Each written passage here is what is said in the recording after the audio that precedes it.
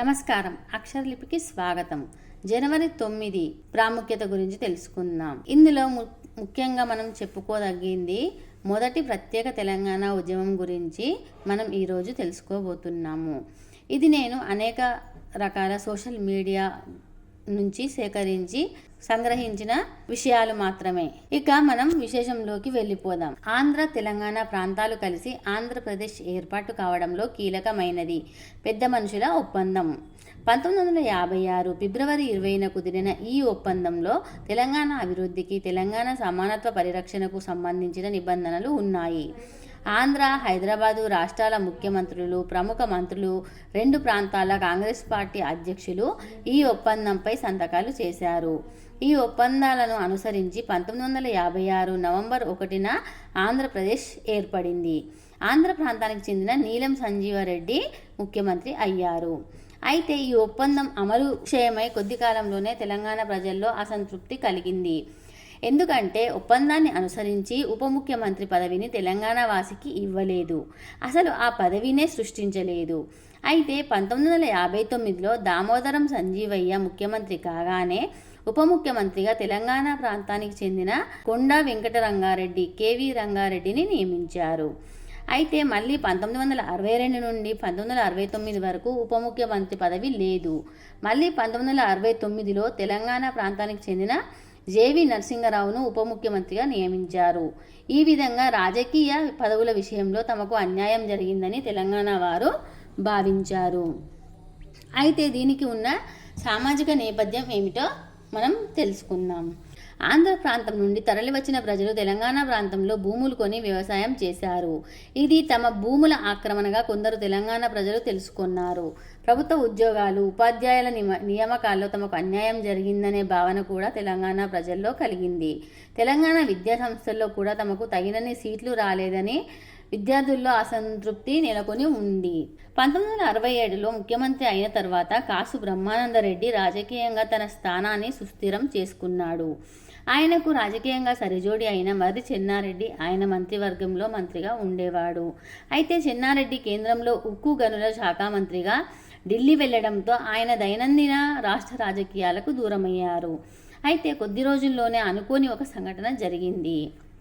అంతకు కొద్ది కాలం క్రితం జరిగిన శాసనసభ ఎన్నికల్లో చెన్నారెడ్డి అక్రమ పద్ధతులకు పాల్పడ్డాడనే ఆరోపణతో ఆయన చేతిలో ఓడిపోయిన వందేమాతరం రామచంద్రరావు వేసిన ఒక దావాలో చెన్నారెడ్డికి వ్యతిరేకంగా కోర్టు తీర్పు ఇచ్చింది. ఆయన ఎన్నికను రద్దు చేసి 6 ఏళ్ల పాటు ఎన్నికలలో పోటీ చేయకుండా నిషేధించింది. చెన్నారెడ్డి వెంటనే కేంద్ర మంత్రి పదవికి రాజీనామా చేసి హైకోర్టుకు వెళ్ళాడు. కానీ అక్కడ ఓడిపోయాడు. చివరికి సుప్రీంకోర్టు కూడా ఆయన అభ్యర్థనను తోసిపుచ్చింది. అయితే ఇక్కడ ఉద్యమం అంటే మొదటి తెలంగాణ ఉద్యమం ఎలా ప్రారంభమైందనేది మనం ఇక్కడ తెలుసుకుందాం. తెలంగాణ ఉద్యమం తెలంగాణ హక్కుల పరిరక్షణ ఉద్యమంగా మొదలైంది. తెలంగాణ రక్షణలను అమలు చేయాలని కోరుతూ 1969 జనవరి 9న ఖమ్మం పట్టణంలో BA student national students union నాయకుడైన రవీంద్రనాథ్ గాంధీ చౌక్ దగ్గర నిరవధిక దీక్ష ప్రారంభించాడు.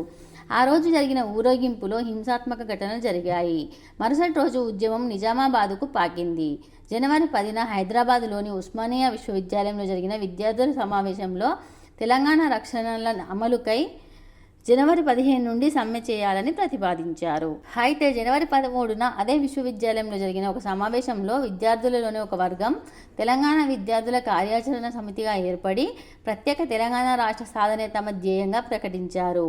అదే రోజున పుర ప్రముఖులు కొందరు తెలంగాణ పరిరక్షణల కమిటీని ఏర్పాటు చేశారు. జనవరి 18న విద్యార్థులోని రెండు వర్గాలు అంటే తెలంగాణ రక్షణల కోసం ఉద్యమించిన వారు, ప్రత్యేక తెలంగాణ కోరేవారు వేరువేరుగా హైదరాబాద్లో ఊరేగింపులు జరిపారు. ఈ రెండు ఊరేగింపులు హ్యాబిట్స్లో ఎదురైనప్పుడు ఘర్షణ చెలరేగింది. పోలీసులు లాఠీచార్జీ చేయవలసి వచ్చింది. అదే రోజు శాసనసభలోని ప్రతిపక్ష పార్టీలు తెలంగాణ రక్షణల అమలు కొరకు ప్రభుత్వాన్ని చాలా ఒత్తిడికి చేశాయి. ఉద్యమకారుల కోరికను చర్చించడానికి ఆంధ్రప్రదేశ్ ప్రభుత్వం జనవరి 19న అఖిలపక్ష సమావేశాన్ని ఏర్పాటు చేసింది. ఆ సమావేశం కింది విధంగా ఒక ఒప్పందానికి వచ్చింది. అవేంటంటే తెలంగాణలో పనిచేస్తున్న ఆంధ్ర ఉద్యోగులను వెనక్కి పంపించాలి. పెద్ద మనుషుల ఒప్పందంలోని తెలంగాణ రక్షణలను అమలు చేయాలి. అయితే ప్రత్యేక తెలంగాణవాదులు ఈ ఒప్పందానికి సమ్మతించలేదు. ప్రత్యేక రాష్ట్రమే తమ ధ్యేయమని, అది నెరవేరే వరకు తమ ఉద్యమం కొనసాగుతుందని వారు ప్రకటించారు. అఖిలపక్ష కమిటీ ఒప్పందాన్ని అమలు చేస్తూ జనవరి 22న ప్రభుత్వ ఉత్తర్వును జారీ చేసింది. దీని ప్రకారం ఫిబ్రవరి 28 కల్లా స్థానికులు కాని ఉద్యోగులు వారి వారి స్థానాలకు వెనక్కి పంపివేస్తారు. తెలంగాణ రక్షణల అమలుకై మిగులు నిధుల అంచనాకు ఢిల్లీ నుండి ఒక బృందం వస్తుంది.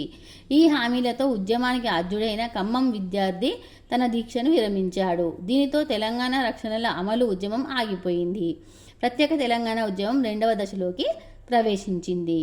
ఇక 2 దశలో జరిగిన వివరాల గురించి తెలుసుకుందాం. జనవరి 24న సదాశివపేటలో జరిగిన పోలీసు కాల్పుల్లో గాయపడి మరుసటి రోజు హైదరాబాద్ గాంధీ ఆసుపత్రిలో ఒక వ్యక్తి చనిపోయాడు. జనవరి 27న రంగాచార్యులు అనే ఒక ఆంధ్ర ప్రాంతపు ఉద్యోగిని నల్గొండ పట్టణంలో పెట్రోల్ పోసి తగలబెట్టారు. ఆంధ్ర ప్రాంతపు ప్రజలు భయాందోళనలు చెలరేగాయి. జనవరి 28న వరంగల్లులో కాళోజీ నారాయణరావు అధ్యక్షతన జరిగిన సదస్సులో ముఖ్యమంత్రి రాజీనామా చేయాలని, రాష్ట్రంలో రాష్ట్రపతి పాలన విధించాలని తీర్మానం చేశారు. క్రమేణా ఆందోళనలో హింసాత్మక చర్యలు పెరగసాగాయి. ఆంధ్ర ప్రాంతపు వారి ఆస్తులు తగలబెట్టడం, దోపిడీలు విస్తృతంగా జరిగాయి. ఆంధ్ర ప్రాంతంలో కూడా ప్రజలు సమ్మెలు చేయసాగారు. తెలంగాణలోని అనేక పట్టణాల్లోనూ, ఆంధ్రలోని కొన్ని పట్టణాల్లోనూ సైన్యం కవాతు జరిపింది. ఉద్యమం శాంతియుతంగా జరపాలని కోరుతూ ఉద్యమ నాయకుడు మల్లికార్జున్ విద్యార్థులకు విజ్ఞప్తి చేశాడు. కానీ హింస తగ్గలేదు. ఫిబ్రవరి 25న తాండూరులో హింసాత్మక ఘటనలు జరిగినప్పుడు పోలీసు కాల్పుల్లో ఒక వ్యక్తి చనిపోయాడు. ఇక కోర్టు కేసుల గురించి తెలుసుకుందాం. 1969 జనవరి 22 నాటి ప్రభుత్వ ఉత్తర్వు రాజ్యాంగంలోని ప్రాథమిక హక్కుల అధికరణాలకు విరుద్ధమని కొందరు ఉద్యోగులు హైకోర్టులో దావా వేశారు. అలాగే ఇదే ప్రభుత్వ ఉత్తర్వుకు వ్యతిరేకంగా జనవరి 31న 5 తెలంగాణ ప్రాంత ఉద్యోగినులు మరో దావా వేశారు. తమ భర్తలు ఆంధ్ర ప్రాంతం వారని, ఈ ప్రభుత్వ ఉత్తర్వు వలన తమకు అన్యాయం జరుగుతుందనేది వారి వాదన. 1969 ఫిబ్రవరి 3న ఆ ప్రభుత్వ ఉత్తర్వు రాజ్యాంగ విరుద్ధమని హైకోర్టు తీర్పు ఇచ్చింది. వెంటనే రాష్ట్ర ప్రభుత్వం హైకోర్టులో మరో దావా వేయగా కోర్టు తమ ఫిబ్రవరి 3 నాటి తీర్పు అమలుపై స్టే ఇచ్చి విచారణకు డివిజన్ బెంచ్ని ఆదేశించింది. ఫిబ్రవరి 18న సుప్రీంకోర్టు కూడా ప్రభుత్వ ఉత్తర్వుపై స్టే ఇచ్చి ఉద్యోగుల బదిలీలను ఆపేసింది. 1969 ఫిబ్రవరి 20న హైకోర్టు మరో తీర్పు ఇస్తూ ఇలా చెప్పింది: ముల్కీ నిబంధనలు రాజ్యాంగబద్ధమే. అయితే బయటి వారిని వెనక్కి పంపకుండా వారి కొరకు అదనపు ఉద్యోగాలను సృష్టించాలి. అలాగే అదనపు ఉద్యోగాల విషయమై తెలంగాణ ఉద్యోగ సంఘాలు నిరసన వ్యక్తం చేయగా ముల్కీ నిబంధనలపై ఆంధ్ర ప్రాంతంలో నిరసనలు, సమ్మెలు జరిగాయి. 1969 మార్చి 7న ముల్కీ నిబంధనల అమలుపై మునుపు తనిచ్చిన స్టేను ధృవీకరిస్తూ అదనపు పోస్టులు సృష్టించడాన్ని కూడా నిలిపివేసింది. 1969 మార్చి 29న సుప్రీంకోర్టు తీర్పు ఇచ్చింది: ముల్కీ నిబంధనలు రాజ్యాంగ విరుద్ధం. తెలంగాణలోని ఆంధ్ర ఉద్యోగులను వెనక్కి పంపే ప్రభుత్వ ఉత్తర్వు రద్దు చేసింది సుప్రీంకోర్టు. తెలంగాణ ప్రజాసమితి 1969 ఫిబ్రవరి 28న యువకులు, మేధావి వర్గాలు కలిసి హైదరాబాద్లో తెలంగాణ ప్రజాసమితిని స్థాపించారు. ప్రత్యేక తెలంగాణ రాష్ట్రమే దీని ధ్యేయం. మొదటి కార్యక్రమంగా మార్చి 3న తెలంగాణ బంద్ను జరిపింది. మార్చి 29న ముల్కీ నిబంధనలకు వ్యతిరేకంగా సుప్రీంకోర్టు ఇచ్చిన తీర్పుతో ఉద్యమం మరింత హింసాత్మకంగా మారింది. కొండా లక్ష్మణ్ బాపూజీ తన మంత్రి పదవికి రాజీనామా చేసి తెలంగాణ కాంగ్రెస్ సమితిని ఏర్పాటు చేశారు. ఏప్రిల్ 21న మర్రి చెన్నారెడ్డి కూడా ప్రత్యేక తెలంగాణను సమర్థిస్తూ ఉద్యమంలోకి రంగప్రవేశం చేశారు. మే 1 మేడే నాడు తెలంగాణ కోర్కెల దినంగా జరపాలని తెలంగాణ ప్రజాసమితి ఇచ్చిన పిలుపు హింసాత్మకంగా మారింది. మే 15న కేవీ రంగారెడ్డి కూడా తన పదవికి రాజీనామా చేసి ఉద్యమ ప్రవేశం చేశారు. అప్పటికి ఉద్యమాన్ని పూర్తిగా రాజకీయులు ఆక్రమించినట్లయింది. రాజకీయ నాయకుల జోక్యంతో ఉద్యమం నీరుగారుతుందని ఊహించిన కొందరు విద్యార్థి నాయకులు పోటీ తెలంగాణ ప్రజాసమితిని ఏర్పాటు చేశారు. విద్యార్థి నాయకుడు శ్రీధర్ రెడ్డి దీనికి అధ్యక్షుడు. మర్రి చెన్నారెడ్డి ప్రత్యర్థులైన కొందరు రాజకీయ నాయకులు దీనికి మద్దతు పలికారు. వందేమాతరం రామచంద్రరావు, బద్రి విశాల్ శెట్టి వీరిలో ఉన్నారు. 1969 జూన్ మొదటి వారం ఉద్యమానికి అత్యంత హింసాత్మకమైన కాలం. సమ్మెలు, బందులు, దోపిడీలు, దాడులు, లాఠీచార్జీలు, పోలీస్ కాల్పులు, కర్ఫ్యూలు మొదలైన వాటితో హైదరాబాద్ అట్టుడికిపోయింది. విద్యార్థులతో పాటు కార్మికులు, ఉద్యోగులు కూడా సమ్మెలు చేశారు. జూన్ 10 నుండి తెలంగాణ ప్రాంత ఉద్యోగులు నిరవధిక సమ్మెను ప్రారంభించారు. 1969 జూన్ 24న తెలంగాణ నాయకులు ప్రధానమంత్రి ఇందిరాగాంధీతో జరిపిన చర్చలు విఫలమయ్యాయి. జూన్ 20న హైదరాబాద్లో సమ్మె జరిగింది. ఆ రాత్రి ఉద్యమ నాయకులను పోలీసులు అరెస్టు చేసి రాజమండ్రికి తరలించారు. జూన్ 27న ముఖ్యమంత్రి కాసు బ్రహ్మానందరెడ్డి తన పదవికి రాజీనామా చేశాడు. కానీ ఆయన తన రాజీనామా లేఖను గవర్నర్కు కాక కాంగ్రెస్ అధ్యక్షుడు నిజలింగప్పకు పంపించాడు. దానిని ఆయన తిరస్కరించారు. 1969 ఆగస్టు 18న లోక్సభలో తెలంగాణ ప్రాంత ప్రతినిధులు జి. వెంకటస్వామి, జిఎస్ మేల్కోటేలు ప్రత్యేక తెలంగాణ గురించి తమ వాదనను వినిపించారు. ఆగస్టు 24న కొందరిని, 28న మరికొందరిని ప్రభుత్వం రాజమండ్రి జైలు నుండి విడుదల చేసింది. తర్వాత ఉద్యమం వెనుకంజ వేసింది. 1969 సెప్టెంబర్లో ఇక ఉద్యమం చల్లారడం మొదలైంది. 1969 సెప్టెంబర్ 22న కొండా లక్ష్మణ్ బాపూజీ ముఖ్యమంత్రిని మారిస్తే ఉద్యమం వాయిదా పడవచ్చు అని అన్నాడు. ఉద్యమ తిరోగమనానికి ఇది సూచిక. విద్యార్థులు ఆందోళన మాని చదువులకు మళ్లాలని తెలంగాణ ప్రజాసమితి సెప్టెంబర్ 23న ఒక ప్రకటనలో పిలుపునిచ్చింది. ఆ ప్రకటనపై చెన్నారెడ్డి, మల్లికార్జున్ సంతకం చేశారు. అప్పుడు హైదరాబాద్లో ఉన్న రాష్ట్రపతి వివి గిరికి చెన్నారెడ్డి స్వయంగా ఈ విషయం తెలిపాడు. దీనితో విద్యార్థులలో అయోమయం నెలకొంది. నాయకత్వంపై విశ్వాసం కోల్పోయే పరిస్థితి తలెత్తింది. కేంద్ర నాయకత్వపు సాచివేత ధోరణి దృష్ట్యా విద్యార్థులు చదువులు నష్టపోకూడదనే ఈ నిర్ణయం తీసుకున్నామని మల్లికార్జున్ సర్ది చెప్పే ప్రయత్నం చేశారు.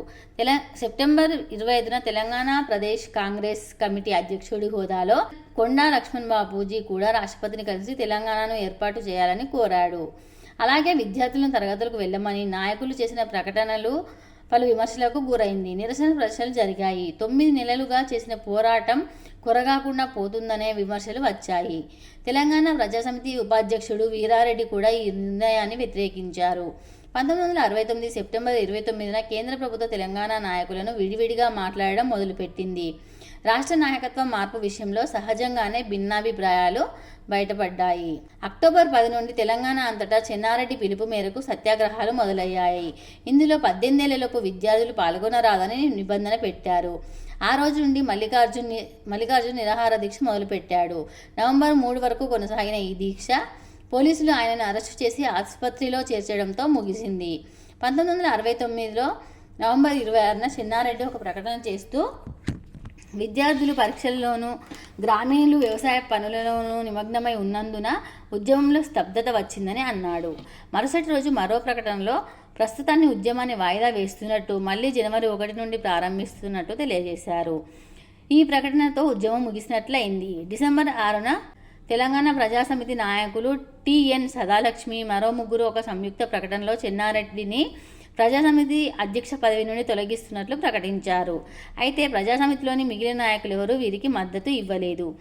ఈ విధంగా 1969 సెప్టెంబర్ నుండి 1969 డిసెంబర్ వరకు రాజకీయ నాయకులు ఎత్తులు పై ఎత్తుల మధ్య ఉద్యమ తీవ్రత తగ్గుతూ వచ్చి చివరికి పూర్తిగా చల్లారిపోయింది. తెలంగాణ ప్రజాసమితి మరో 2 ఏళ్లు రాజకీయాల్లో ఒక శక్తిగా చురుగ్గానే ఉంది. 1971లో పార్లమెంటుకు జరిగిన మధ్యంతర ఎన్నికల్లో 10 సీట్లు సాధించింది. అయితే ఈ ఎన్నికల్లో ఇందిరాగాంధీకి సంపూర్ణ ఆధిక్యత రావడంతో తెలంగాణ ప్రజాసమితి మద్దతు కీలకం కాలేదు. 1971 సెప్టెంబర్ 24న బ్రహ్మానందరెడ్డి రాజీనామా చేశాక కొద్ది రోజులకు చెన్నారెడ్డి తెలంగాణ ప్రజాసమితిని రద్దు చేశారు. తెలంగాణ ఉద్యమంలో పాల్గొన్న వారిలో ప్రత్యేక తెలంగాణ రాష్ట్రం కావాలని కోరిన వారిలో 65 సంవత్సరాల వృద్ధుడు నిరాహార దీక్ష చేశాడు. విశేషం ఏమిటంటే ఈయన ఆంధ్ర ప్రాంతంలోని తూర్పుగోదావరి జిల్లాకు చెందిన వ్యక్తి. ఆయన పేరు కొర్రపాటి పట్టాభి రామయ్య. అలాగే ఆంధ్ర ప్రాంతానికి చెందిన రాజకీయ నాయకులు గౌతు లచ్చన్న, ఎన్జి రంగా కూడా ప్రత్యేక తెలంగాణ వాదనను సమర్థించారు. ఈ వీడియో కనుక మీకు నచ్చినట్లయితే లైక్ చేయండి, షేర్ చేయండి. అలాగే మా ఛానల్ సబ్స్క్రైబ్ చేసి పక్కనే ఉన్న బెల్ గంటని యాక్టివేట్ చేసుకోవడం అసలు మర్చిపోవద్దు. ధన్యవాదాలు.